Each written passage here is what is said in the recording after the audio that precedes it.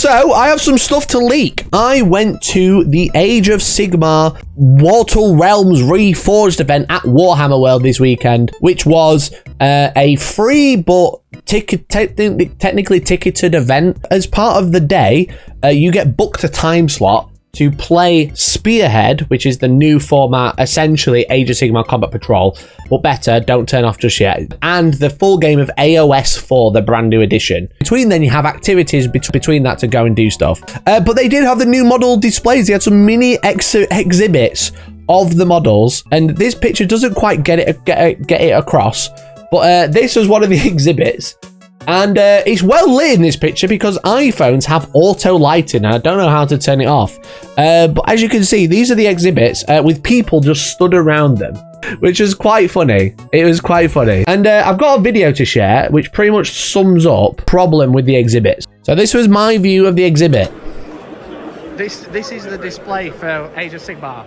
There it is. That is all you're getting. I hope you're enjoying the view. Has anyone noticed a problem with the view of the exhibit? As you can see, they are casting a shadow. You got Rob and Louise here chilling, grilling, Honest Wargaming and Rogue Hobbies.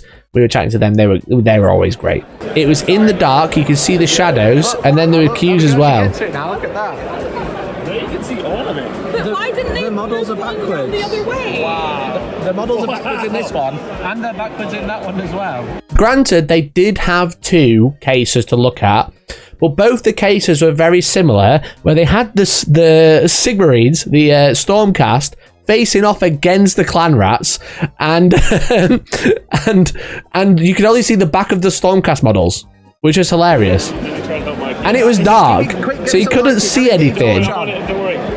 Wow! Look at these. So Rob was very helpful and was a little spotlight for us, so you could actually see the models. So good.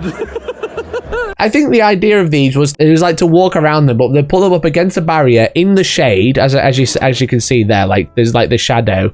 That's why you can see like the reflections really easy as well. And then you couldn't see the front of the Stormcast, which was honestly hilarious. I ended up looking around the shop. The shop was obviously very busy, very rammed. But then I noticed, obviously Warhammer World have like a pre-order cabinet in the shop, but they did actually have the heavy metal models in there. So whilst I was complaining about the exhibit where you can't see anything, at least you could actually go see them in the shop, you know? So you could actually go and have a look at the new models that you've seen on the telly, having a look at, and you could actually go and have like a close look at them. But it was just like the little display boxes, which was like a cool bit where they're all fighting. You couldn't actually see anything. But the main reason you went was to play a demo game of Spearhead and Age of Sigmar 4. And we actually played Spearhead first. Games Workshop are peddling Spearhead, which is a mini version of Age of Sigmar. And the whole thing is it is starter box versus starter box. So with that is that they've kind of like been like selling it as a game you can play in an hour. I don't think you can play this game in an hour. I do think it's very quick though.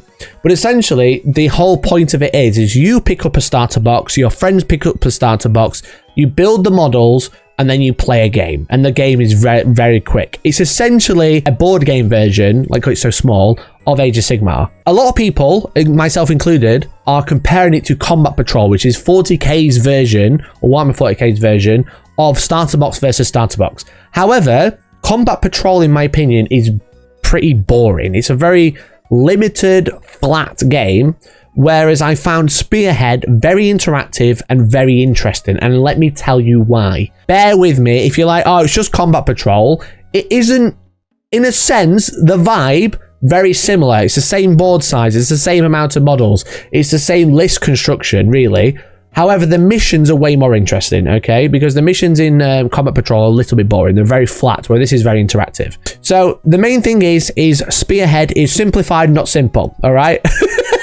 I'm joking. It's not simplified, not simple. I'm joking. But the main thing is your army is preset. So obviously you buy the Spearhead box and build it, and that's your army. But also the equipment on the models are preset. With this first one, we have Karadron Overlords. As you can see, you have 4 units because that's what comes in the box. and it tells you what things are equipped with. Like you've got the Sky Wardens. A unit has 2 Sky Wardens armed with Vulcanizer Pistol and Sky Pike, and 1 Sky Warden armed with an Ethermatic Volley Gun and Gun Butt. And then you got the Arcanaut Company. So essentially you buy these boxes, you build them, but then you are instructed to what weapons you should put on them to play Spearhead, because they have the rules already set. You don't get, because like a lot of units, you'll have options. It'd be like, this guy can take this weapon, this guy can take this type of weapon, but you are preset. That's basically what you have. What you do have options to choose is the things how your army functions. So you have what's known as battle trait, regiment ability, and enhancement. So I believe battle trait might be preset. That's kind of like your overarching faction ability. That's what you're good at. Regiment ability, which is like a detachment ability. So you're like this secret operative version, or you can be like the really angry version. You'll get different abilities depending. And enhancements, which is essentially a piece of war gear that your warlord or general will hold. So your general you'll be able to choose like a special artifact that they have for that battle in particular, or that game in particular. But as you can see, we've got the Karadron Overlords. So you have an Arcanaut Admiral who's equipped with a Volley Pistol and Skull Hammer, and the data sheets, or the war scrolls in this case, are relatively simple. They look exactly the same as Age of Sigmar 4 war scrolls, but they're a lot simpler. There's not as much going on, and they keep it very simple. So you got range weapon, you got melee weapon, and all of this is relatively straightforward. If you've played any sort of war game, you've got the number of attacks, what you need to hit, what you need to wound, how much it reduces the armor penetration, so rend, and how much damage it does, and then any abilities. And all the abilities are relatively straightforward. There's only about 8 abilities in total, and they are listed on the side, and you get like a quick start rule guide as well. You got the move characteristic, the control characteristic, which is essentially how much it's worth on an objective. So obviously the board is made up of a board with a deployment and objectives, and the control is essentially objective control for 40k, but it's like how much does this count as when it's trying to hold an objective? It counts as 2. It doesn't count as 1, which is like one single guy. It doesn't count as more if this is a large thing. You got its armor save of 3+, and you got its health. So they've basically called health instead of wounds. So this is how much damage a model can take before one is removed. And it doesn't sound very it doesn't sound like you should call it health. It sounds like it's just a thing. It's just a thing. They've gone, why have they changed it from wounds to health? But probably one of the biggest changes, which I'm kind of jumping forward initially, is because you apply wounds or damage to a unit. You don't apply wounds or damage to a model. For example, if you, in 40k, you've got 2 models that have 3 wounds each, okay? You take 1 damage, you choose which model takes the damage, okay? So you say you've got 1 guy with an axe, 1 guy with a sword, and the guy with the axe takes the first wound, okay? If you take any more damage, the guy with the axe still has to take the wound in 40k or most other games, because that single model is like, he's the shield wall. He's like taking it all in. However, or in Age of Sigmar, they've changed that characteristic to health, which sounds silly, but what happens is you apply damage to the unit, okay? And only when damage exceeds a health characteristic, you remove a model. So, for example, if you've got a guy with a sword and an axe and they've both got 3 wounds and you take 1, you apply 1 damage to the unit, and it doesn't matter who's taking it. You don't actually choose which model takes it. This is like a really big change as well, actually, because it's like over the game you can start deciding who's going to take what.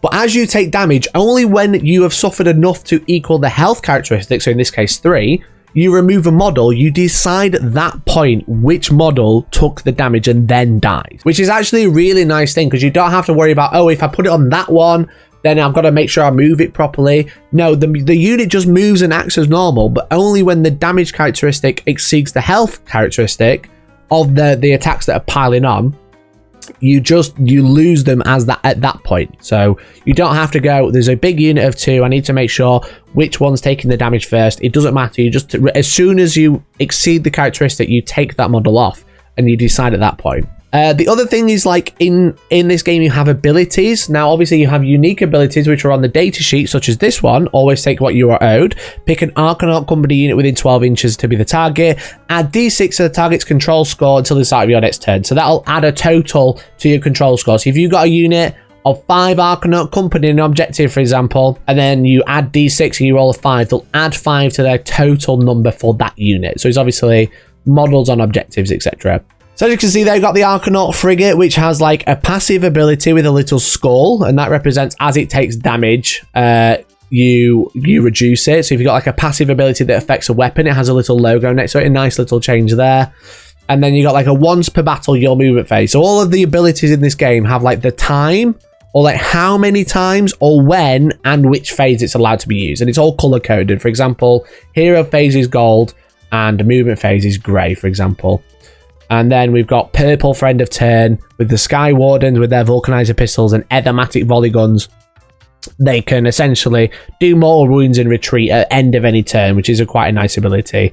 And then you got Archanaut Company. So if you wanted to have a look at what your Spearhead, if you play Karadron Overlord, does, then we got Seraphon. So someone took a picture of Seraphon. We actually played Seraphon as well. So you have the Saurus Old Blood on Carnosaur. Ancient Warlord, pick a friendly unit, hold it in 12, and start next turn, add 1 to charge rolls. And he has a passive, Massive Jaws, reduces its attacks when he takes damage. As you can see, so they have an ability called Shooting Combat and Companion. So Shooting Combat is one of the abilities that you have available in Spearhead and Age of Sigmar 4.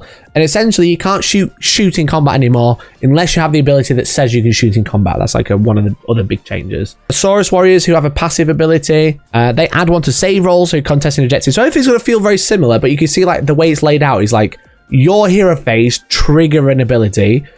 Passive is kind of like all the time, but it's just like it's a little bit cleared up now. So like green passive is basically all the time, and then black is like a damage passive, but then if it's in a certain phase, it'll have a certain color. And then we have the Croxigor with their brutal blow. So they have crit 2 hits if the target unit has 5 or more models. This is essentially exploding hits. If it says crit, it's referring to hitting on a 6. And for this one, if they roll a 6 to hit on the turn, they fight something that has 5 or more models, they get 2 hits rather than 1. Battle traits, these are all preset for the day, but battle traits I'm pretty sure are set for the faction. But then regiment ability and enhancements, there is actually options to choose for your particular game with your Spearhead. So they have pick your general to use his ability in combat and pick one of the following. So the Beast of the Dark Jungle, this is for your Carnosaur. Predatory Fighters, once per phase, end of any turn. So once per phase, because end of turn is now a phase, and it's quite specific, that's purple. Roll a dice for each enemy unit within combat on a 3+, inflict 1 mortal wound on the unit being rolled for, so it essentially does damage with no save allowed. And then in enhancement, this is on the Carnosaur themselves, on the general, and you can allow once per battle during the enemy movement phase. Again, it's relatively straightforward. It kind of like tells you how many times or when and what phase it can be used. And this allows a friendly unit to make a normal move in the opponent's turn instead. So this is like the Spearhead quick to play guide. So you got like the pre-battle sequence. You got the roll off. The winner chooses who's attacker and defender. Attacker chooses regiment ability enhancement, then the defender does so. So they're saying like you can choose your enhancement and regiment ability, which as I said, which were preset for us, but you can actually choose them before the game starts when you know you're the attacker or defender. So you get to change them on the fly, which is quite cool. The defender chooses which board you're going to play on, which I'll go over in a second.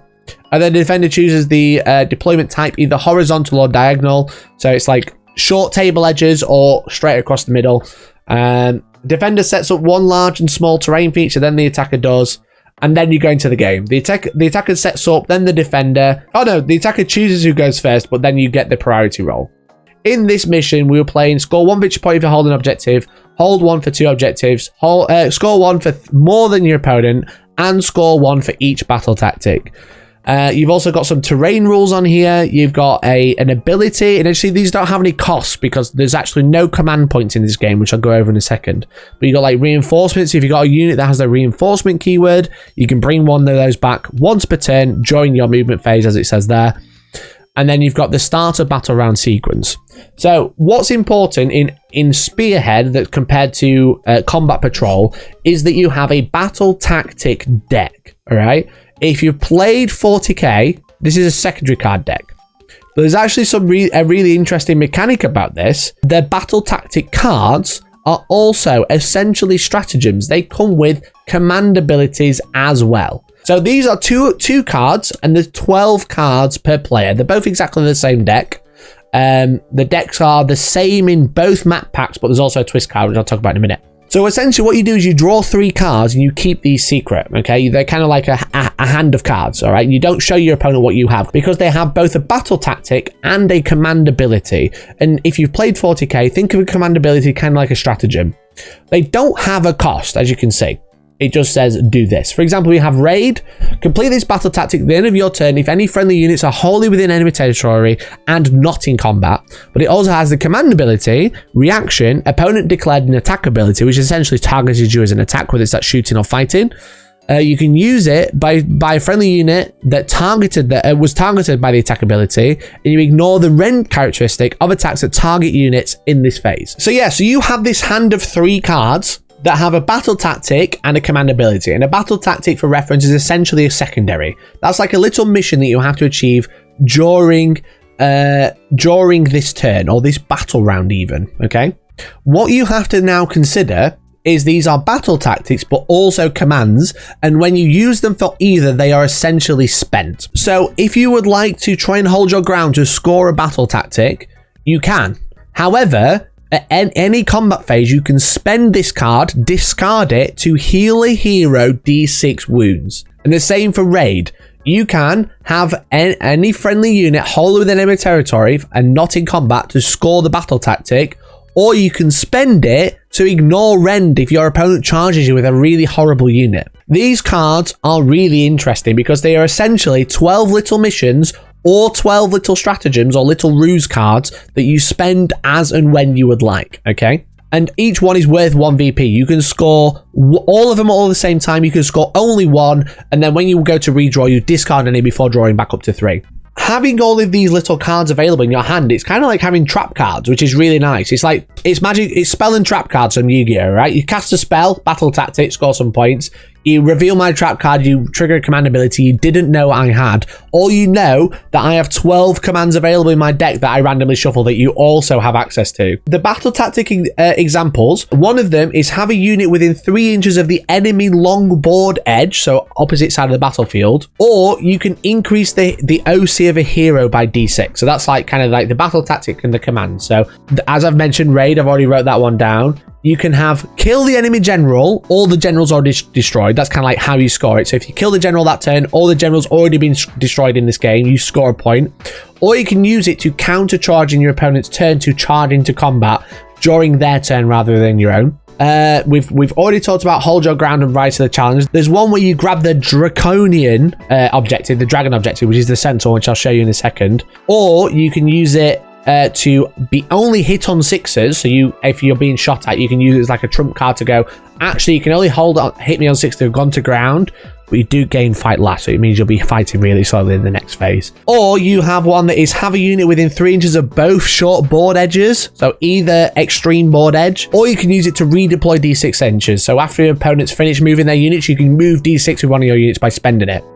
So Spearhead is played on 2 boards. This is actually comes in the Skaventide box, at the starter box.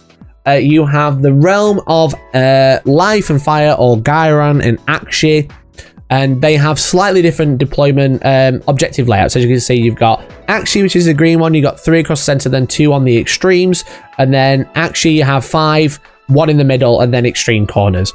So the objectives in this are 3 inches from the center. They are 6-inch diameter, which all of the Hellstorm objectives actually have laid out. So if you don't have one of these boards, you want to pick up some Hellstorm objectives, they have 3 inches measured out from the center and from the edge of the 40mm objective, which is great for moving from Spearhead to Age of Sigmar 4. So they have 2 different layouts, and they have examples of twist cards. So actually the realms have twists. So each turn you'll draw a twist. There are 6 twist cards in each deck, but they are unique to each board type. In the life realm, there's an underdog chooses a unit, and they are half move and minus 1d6 to charges. And then there's another one where it's control the enemy large terrain feature to score a VP.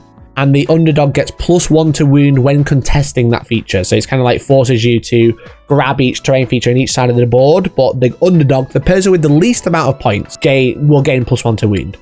In the realm of fire or Akshi, basically you'll get an extra VP for every unit killed during that turn, but the underdog chooses a unit to have -1 to hit in combat, so you kind of like make your army a little bit a little bit better to survive, which is cool. And then there's another one where you choose an objective and it's covered in smoke. The underdog chooses an objective.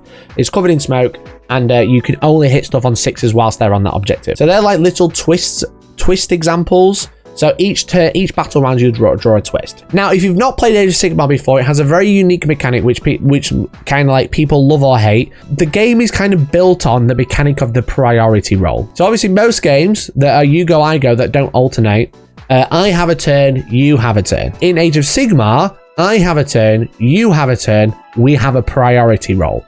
So what happens is we both roll off, and whoever wins decides who's going to take the next turn, which can lead to someone taking the double turn. Now, it's a bit controversial, but obviously this edition has tried to make the double turn priority roll a little bit more interesting. Now, in Spearhead exclusively, if you take the priority and get a double turn, if you get 2 turns in a row, at the start of the next battle round, you can't draw battle tactic cards, which means is your opponent's going to discard any cards that they don't want and draw back up to 3, and you're going to be left with however many cards you had at the end of the last turn, which is a bit harsh because then you don't have any extra battle tactics to score because they're all worth 1 VP. You can score as many as you like each turn, but also you won't have any stratagems available because obviously they are not only battle tactics to score points, they can also be spent to trigger ruses, to trigger trap cards.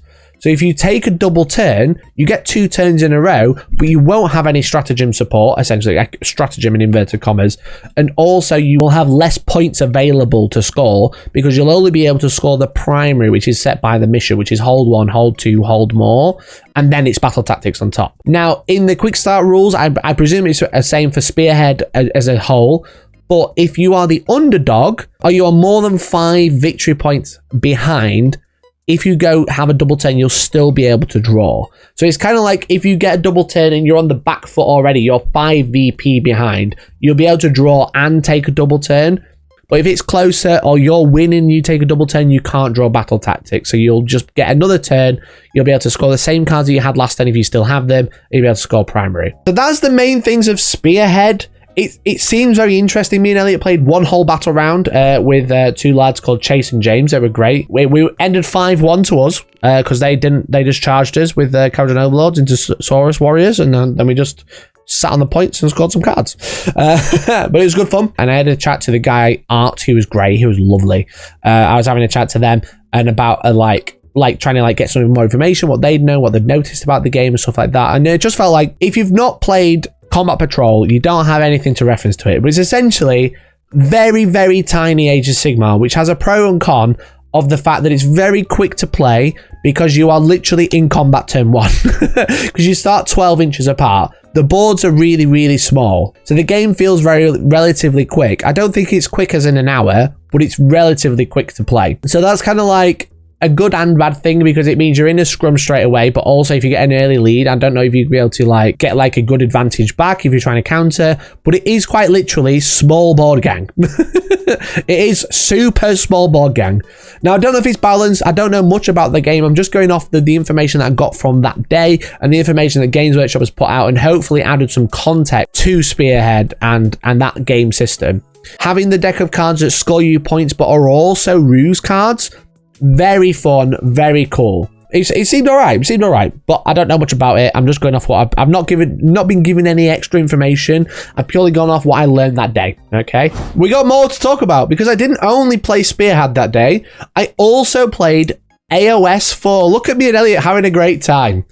We also got a small demo of AOS 4, which was essentially most of the Skaventide box set to play with, which is very cool. And this is where we kind of saw some more rules shown off for AOS 4, and we kind of got a little bit more of an inkling of what happened. Also, Games Workshop on Saturday night had a masterclass showcase with Nicholas and Tom, the World Championships. I'm good friends with Tom. They were the first and second place of the World Championships back in November for Age of Sigmar, and they did what's known as a masterclass showcase where they essentially played one of their first games of AOS 4 on a live stream, which I actually watched and took a load of notes. All 4 hours of the stream which I'll be going over all the things I learned today. We had 45 minutes to play, which wasn't very long, which was essentially one battle round or one turn each. But we got to play with the new models. So I was playing the Stormcast, as I said, we got the Reclusians, we got Lord Terminus, so we got like the new guy. So it's cool that we actually had the new models to play with, if not the most of it, but there's like 10 tables all with a box set on, which is like actually like really, really nice. And the demo game was fun. And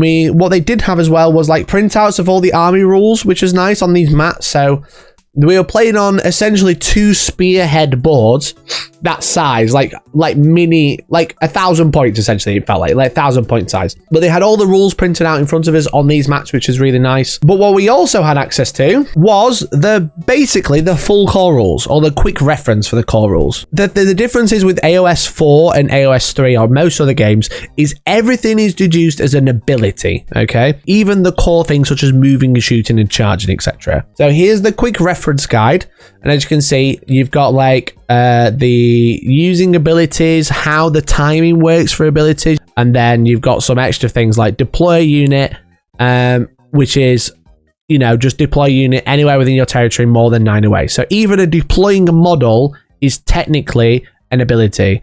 You know, deploying faction terrain is technically an ability. So if you see anything that references an ability, it is literally anything that happens in the game, okay?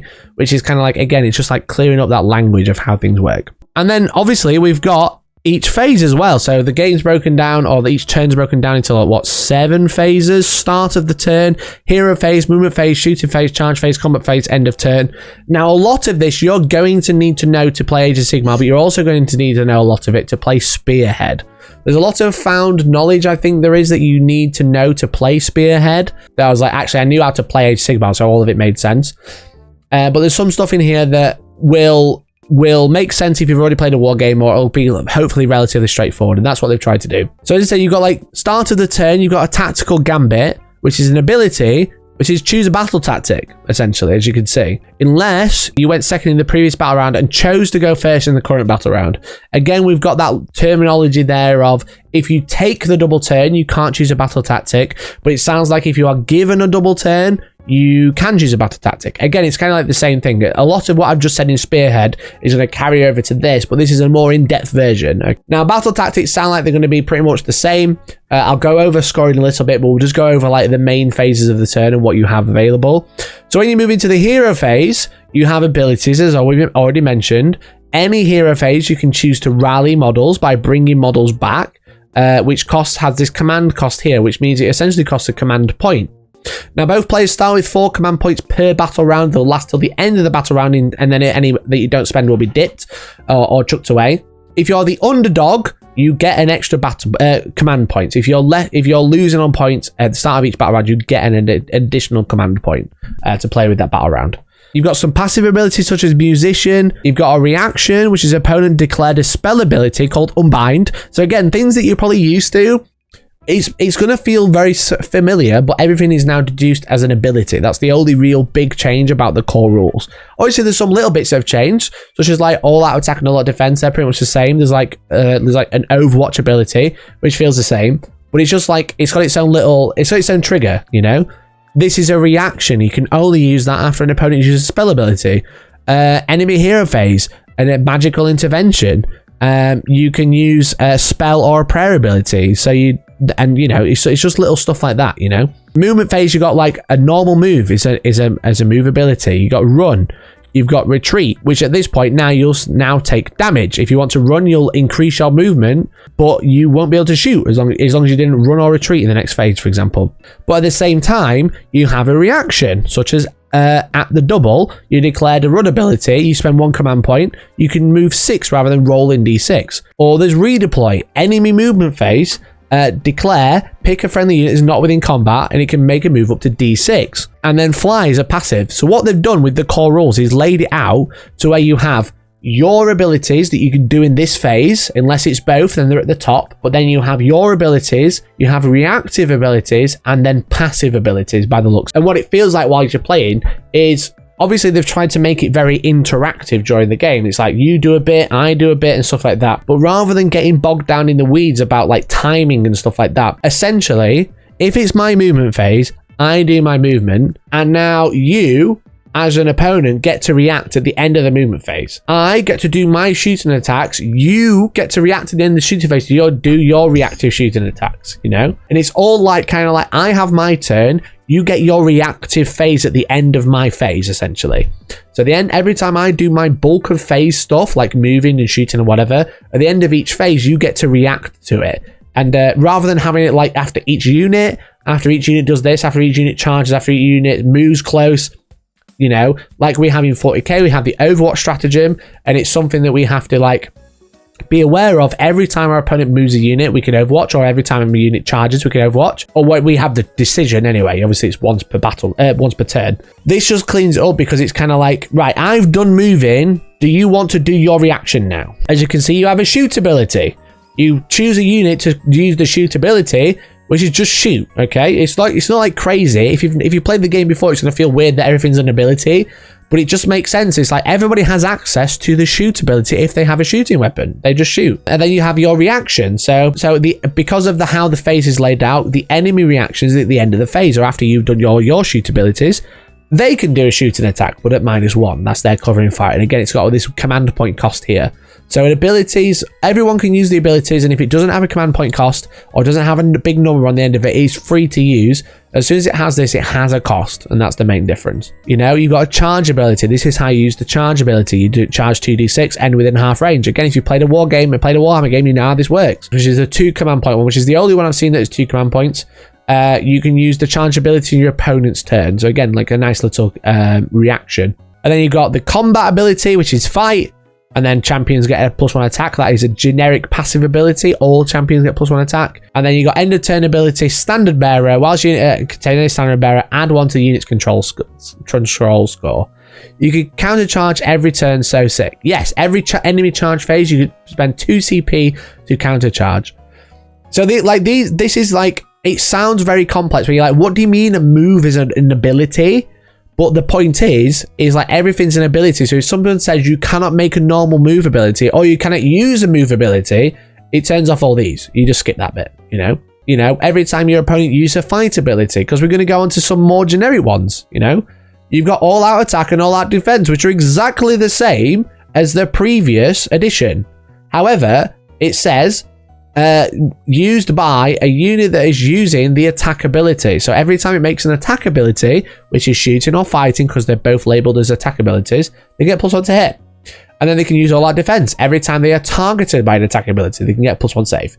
You know, they're again, if you have played Age of Sigmar 3, you know what these are. But it's a reaction, and it gives you a time. Reaction gives you a time. When you declared an attack, or when your opponent declared an attack, you get that reaction time.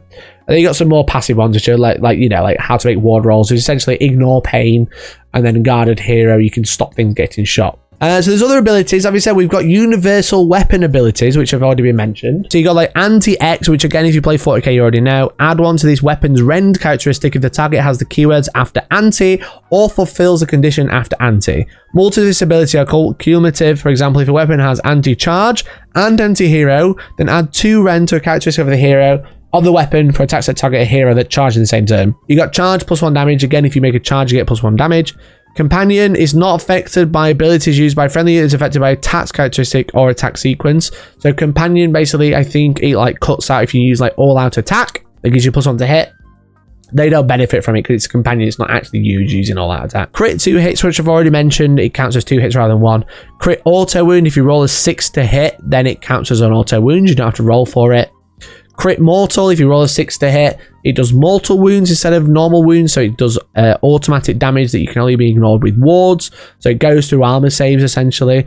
And then shooting combat allows you to make shooting attacks in combat. Now I don't know that just means, if that implies that all units in combat can't shoot unless they're in combat, or it implies that units can only shoot into combat that they're in with the shooting combat ability, but then can shoot out of combat as normal. I don't know. I don't have the core rules. I'm going off what I've learned today. But it's just something to be aware of. So that's like some of the big things, some of the big changes with the core rules especially. As I said, with a quick reference, we've got like a good idea about how the turn is structured, but also how rules are laid out, which is cool. But as I said, everything feels very interactive, which is like kind of nice. And again, it keeps it on the ball, because I think reactions are a good mechanic, but a lot of the time they can feel very clunky, and I feel like this is like a nice way to do it. As I said, there's a lot of command point costs on there as well. Everything that has a number next to it has a command point cost, and each player gets 4 command points per battle round, and if they're not spent by the end of the battle round, they are discarded and you get another 4. If you are the underdog, such as the person with the least amount of points at the start of the battle round, you'll gain a bonus 1. So you'll have 5 command points to play with instead, to use those command abilities.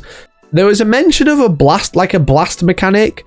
There was like an off-the-cuff mention around an hour and 4 on the masterclass video that said like, oh, well, you get +1 to hit against a unit of 10 or more, which they didn't really clarify how that worked. They didn't show anything about it, but there's a potential of if you're shooting a unit and it has 10 or more models, you might get +1 to hit against it. But again, I'm just going off the cuff of what they've said on this video. But one of the big changes is there's no battle shock or morale tests. So in a lot of games, especially the last edition of Age of Sigmar, at the end of each turn, you'll have to do a battle shock test, whether your unit's going to like hold steady or think, oh god, we're losing here, we're going to die running away. In the last edition, you rolled and checked compared to your leadership to how many models you'd lost. You'd essentially go, my bravery is X, I've lost X amount of models, I've got to roll below it with a dice, and if I roll below it, I'm fine. If I roll over it, I'll lose that many models with the difference. Now they've got rid of that. I don't really know how I feel about that. It's like, if you've got like a big swarm, you're going to have to kill every single model to the last, especially like Skaven clan rats. You're going to have to kill every single model before the unit dies, rather than like killing a bunch of them and then the rest running away. To which, obviously, you have like coherency to worry about as well. Coherency is like how close your unit has to stay together without it like breaking apart, and you can't have a unit break apart. To a point where on the live stream, on the masterclass, they said that if a unit like goes out of coherency at any point, you pause whatever you're doing at that point and make the unit be back in coherency. So what that sounds like to me is that even if you're like removing models and it drops out of coherency, let's say you got like 10 casualties and you take 1 and the unit's out of coherency, you'd stop there and then you put them back in coherency. And the way you put them back in coherency is by removing models until the unit's in coherency again. So if you've got like a string of models and you pull 1 in the middle and you've got like 10 wounds to take, you'd stop, remove all the models until the coherency, and then start removing casualties again, as far as what they made out on this stream. Now that might be wrong. It might just be removing casualties, then make them go back into coherency. But either way, coherency is done at that point. It's not like end of the phase or anything like that. I think that bit's pretty clear. Exactly the timing of it, I'm not so sure. But essentially, don't pull things out of coherency by accident. It doesn't sound like it's going to be very good. Another big change as well is like with piling. So obviously when you charge, you have to end within half an inch of an enemy. Before you fight, you can pile in 3 and then move closer. And obviously now the engagement range of any model is 3 inches, but it's also the range of weapons. So you don't have like individual weapon ranges anymore. It's just like if you're within 3, you can fight with a weapon. If you're outside of 3, you can't. Any model, when it piles in, it has to go towards an enemy unit and end closer to an enemy model. But it doesn't say to closest, so you can actually like start like piling in different directions as long as you end closer to enemy models. But also, if there's no any models there, you can move any direction. There's no like you have to move to objective. You can't move anything like that. If you fight and there's no models there, and there's no models that you can get into engagement range with, you move 3 inches in any direction, which is quite nice. And another big change is faction terrain. Now, faction terrain is kind of like something that AOS has been really big on. They've been like bringing out an army and bringing out a terrain piece to go with it. That usually gives your army a buff. It sounds like a lot of them are going to have profiles now. So in this masterclass game, the Lumineth shrine had a character in it that was like flying it around. It was like floating around above the battlefield, which sounded quite cool. And they were like casting powers out of it. Whereas Tom had a bunch of gnaw holes, which kept appearing every turn. Every turn he brought another one down, another hole appeared. But Nicholas was able to destroy the holes as well. So it was kind of like adding that interaction of like faction terrain, because like in the previous edition, it was very, very limited to what could actually take down terrain. It was pretty much monsters exclusively by the sounds of it. But now any unit can just attack it. You know, it's got a save characteristic. It's got a wounds characteristic. It can't hold objectives. It probably doesn't attack, but it has abilities that will happen. And you can attack it, which I thought was quite interesting because it makes it a little bit more interactive with the terrain rather than just like, I spent 30 quid on terrain piece, so I got all these buffs for no reason. You didn't bring one? Tough, you know? So I think that'll be interesting to see like what other faction terrain pieces do. Like the Maw Pit, for example. Yeah, like a Maw Pit is a good one. Like the Feculent Gnarlmorph and Nurgle. Does that like start getting up and crawling around maybe? Or does it just sit there and attack things with its big mouth? So I don't know. I think they've kind of like thought about what it is, and then they've kind of like thought about how it can act on the battlefield. So like, yeah, a big floating shrine will probably move around. But in the game, they were playing Border Wars, which is the same mission that me and Elliot were playing, where we didn't have battle tactics. So Border Wars is essentially there's 4 objectives, 1 in your deployment zone, 1 in their deployment zone or their territory, and then 2 bang in the middle in both halves of the territory. And you get points for holding them at the end of each turn. If you hold the one in your half of the board at the bottom, you score 1 point. If you score one of the middle ones, you get 2 points for each one. If you hold the enemy one, you get 5 points. However, the primary is capped at 6 VP a turn, okay? So you've got 1, 2, 2, and 5 at the top, but they are capped at 6 per turn, and they're scored at the end of each turn.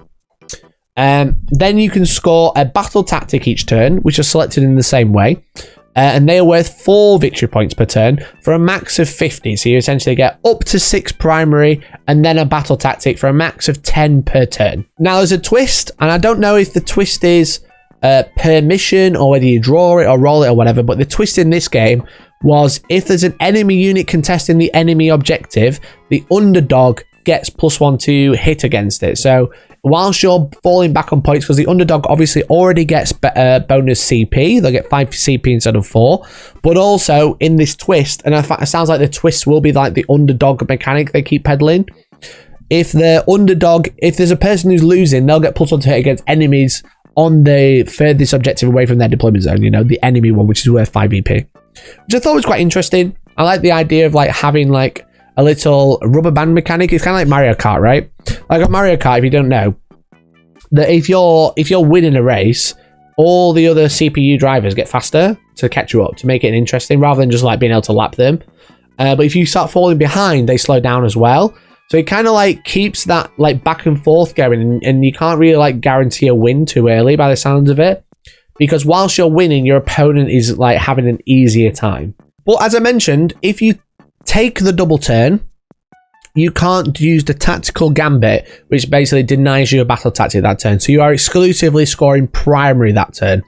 So if you take a double turn, you can't score more than 6 points that turn, because you won't have a battle tactic. You'll have a 6 max primary.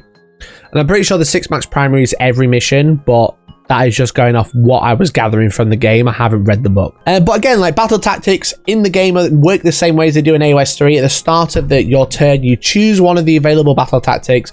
I don't know how many there are, but what we do already know is there are generic ones and there are faction ones for the Grand Alliances. So we have one Order one and one Chaos one to look at, and we have a couple of the generic ones. So a couple of the generic ones were attack on 2 fronts. So control 2 or more objectives you didn't control at the start of the turn, and one of those objectives was controlled by an opponent. So you choose 2 objectives, 1 controlled by an opponent, you have to control both. Seize the center, which is have 2 units within 3 inches of the center of the board and not in the engagement. Slay the entourage, kill a selected unit that's in the same regiment as the enemy general. So the enemy general is like in a detachment. Essentially, you have like multiple regiments. And we already know that if you have more regiments than your opponent, then they will gain bonus command points. You might get up to 6 command points a turn if you're underdog and they've got more regiments than you. But essentially, kill a unit in the same detachment or regiment as your opponent, as your opponent's general, and then take their lands, which is control the terrain feature wholly or partially in enemy territory and not in friendly territory. So that's like kind of like something to be aware of. I imagine there's going to be like 8 to 10, maybe 12 tops for the generic ones. But for the we have an Order one, which is essentially choose an enemy hero and kill it in combat. Battle tactics. So I wonder if there's going to be like specific battle tactics for each Grand Alliance initially, then maybe the battle tomes add faction specific ones again, or they'll just keep them as generic like game wide for the Grand Alliance. I'm not so sure. But then Chaos have Ordained Charge, which is pick an objective controlled by an opponent, then charge with 2 different units, and one of those units must control the objective you chose. So they must be contesting and controlling. So you have to stay on the objective. So we've got 6 of a bunch of secondaries there, and again, I don't know how many there's going to be, or secondaries, so battle tactics, sorry. But each one of those is going to score you 4 points a turn if you do score it. And once you've attempted it, you can't attempt it again. So that's pretty much everything I got from the game that we had on the day, which was, we didn't have battle tactics or anything. We just grabbed objectives and then killed each other for a turn. You know, that was about it. But from the masterclass of 3 and a bit hours, I got a lot of it. Like, yeah, I'm kind of interested in Age of Sigmar 4. I really, really enjoyed AOS 3. You know, I thought it was really, really good. Maybe you guys are interested in the new Age of Sigmar game, in like the new rules and stuff. Maybe like see some more Age of Sigmar content. So I'll be interested to see the longevity of Spearhead, but I'll definitely be like pushing friends if they are like kind of interested in Age of Sigmar to be like, get a Spearhead box, build it however you like, just pretend they've got the right weapons, and we'll play with those and we'll have it a go. But yeah, like we're planning some very fun content, especially like in the initially with Spearhead. So make sure you keep your eyes peeled and make sure you subscribe if you haven't already. So thank you for watching, and I'll catch you next time.